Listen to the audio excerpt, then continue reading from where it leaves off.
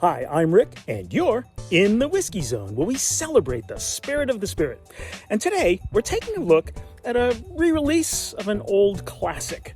It's the Ardbeg 17-year-old, produced here at the Ardbeg Distillery, located on the southern shore of the island of Islay in Scotland.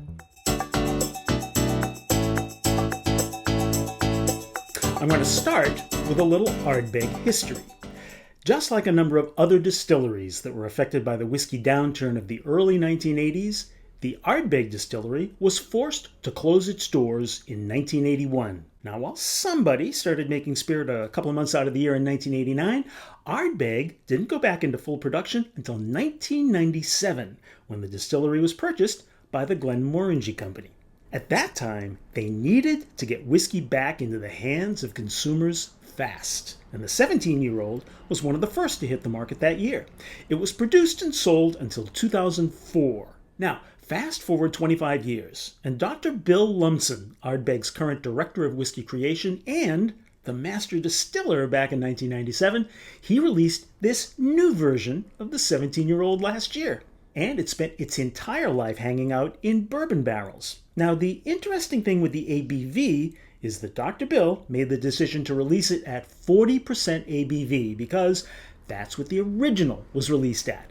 Another interesting thing they did was to chill filter it because that's what they also did in 1997, and they clearly state that on the packaging. However, they make no mention about the coloring, so I can't say for sure, but the color is very light. So I'll give them the benefit of the doubt and say there's probably no coloring here, but that's a guess. Regardless, the liquid in the glass has a nice light honey color to it.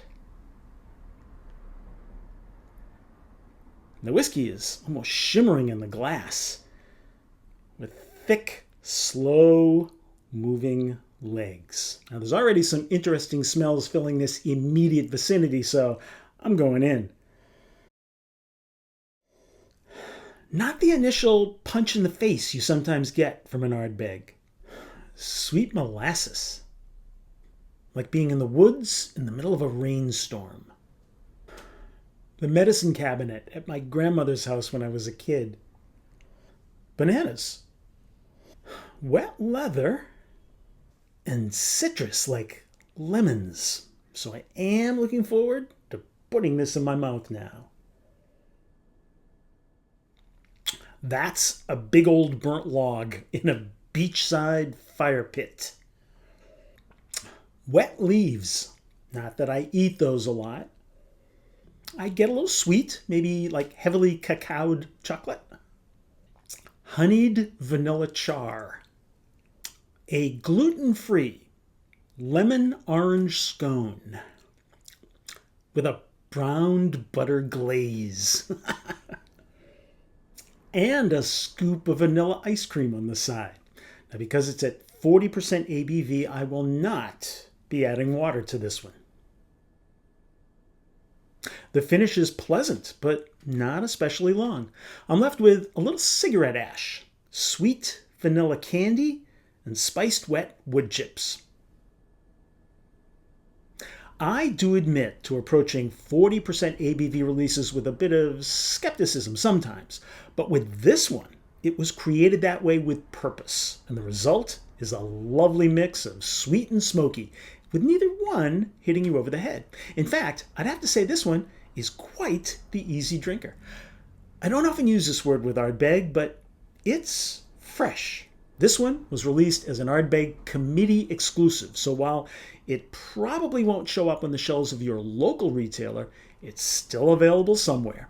I'm giving the new Ardbeg 17-year-old release a 9-finger pour.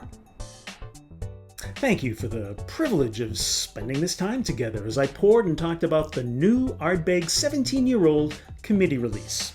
If you want to learn more, then check out the Whiskey Zone companion website.